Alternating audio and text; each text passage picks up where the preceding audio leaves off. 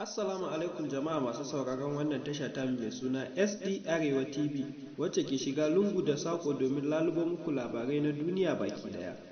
Amma mai sauraro kaka manta ka danna mana alamar subscribe da kuma makaɗin sanarwa. Ta haka ne da zarar mun ɗora sabon shiri za ka sani. A yau ne za mu kawo muku shirin yanda ake maganin amosanin baki. Watakanta yadda ake haɗa wannan maganin ba komai ba ne ba, abubuwa ne wanda kake amfani da su yau da kullum, ta yadda idan ka wanke bakinka da su za ka yi mamakin yadda haƙorinka za su koma, za ka gansu sun koma fes, sun yi fresh sosai, sannan kuma za su dawo masu haske kamar lokacin da aka haifi mutum, musamman ma ka yi amfani da mahaɗin yadda ya kamata.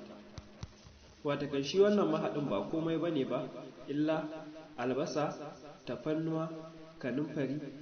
Idan ka samu ka haɗa ka samu turminka, ka ɓare tafarnuwan nan, ka ɓare albasa, sa'annan kuma kanumfarin kafin ka haɗa shi ka daka shi daban.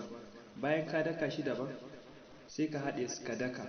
Idan ka haɗe ka daka sai ka haɗe su a roba guda, sai ka ɗebo gishiri daban a gefe sai ka ajiye. Yayin da ka samu ruwa ka wanke bakinka tukunna, sai ka ɗibi wannan mahaɗin albasar da abin nan da su kanumfarin, sai ka haɗa da gishiri, sai ka samu brush ka goge bakin sosai. Za ka ga duk yadda ka goga za ka ga ko'ina yana fita, yana kiliya sosai.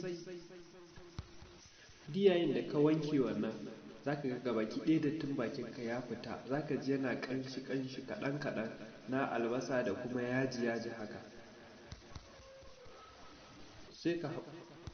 Sai ka bari nan da kamar minti 5 haka, sai ka kuma kuskure bakinka, sai ka kuma wankewa kamar yadda kai ɗazu, sai ka kuma wankewa. To insha Allah idan ka duba bakinka za ka ga normal, ba ruwanka da wani matsala amosani, za ka ga insha Allah ka rabu da shi kenan mai sauraro. Allah ya taimaka. Assalamu alaikum jama'a masu sauraron wannan tasha ta mai suna SD Arewa TV.